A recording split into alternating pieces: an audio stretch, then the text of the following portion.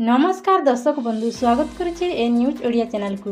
वर्तमान समय रे कालिया योजना को नहीं आसी बहुत बड़ खुशी खबर। एबे कालिया योजना रे मिलिबो कालिया टंका। तेबे क्यों माने पाइबे एवं क्यों माने एहार लाभ उठे पारिबे आसंतो जानिबा एही वीडियो माध्यम रे। तेणु धैर्यर सहित वीडियो को शेष पर्यंत देखंतु एवं कालिया योजना सहित पीएम किसान योजनार अपडेट पाइबा पई आम चैनल को सब्सक्राइब करी पाखरे थिबा ऑल नोटिफिकेशन रे ओके कर रखंतु जहा द्वारा एमिति लेटेस्ट वीडियो पाइबा पई। तेबे आसंतु खबर उपरे नजर पकेबा। तो दर्शक बंधु पुणी थरे कालिया योजना को नहीं आसी बहुत बड़ खुशी खबर।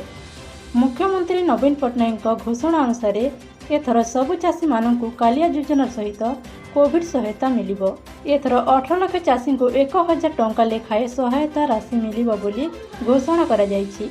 जो माने आगरु कालिया योजना टंका पाई नाहंती सेमानक खाता को 1000 टंका लेखाए जीवो।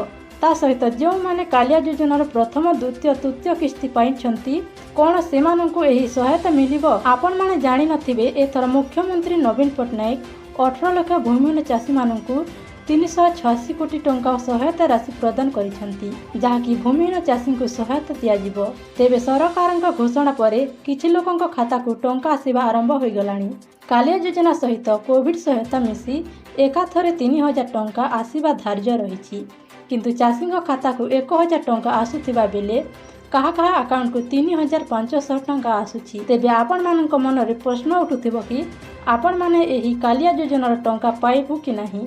तेबे दर्शक बंधु आपनक कागज पत्र ठीक रही ताहेले कालिया योजना टंका मिलिबो। तो यह थिला दर्शक बंधु कालिया योजना को नहीं एक छोट अपडेट। जदि आपनक वीडियो भल लगी तेबे लाइक करी चैनल को सब्सक्राइब कर दियंतु।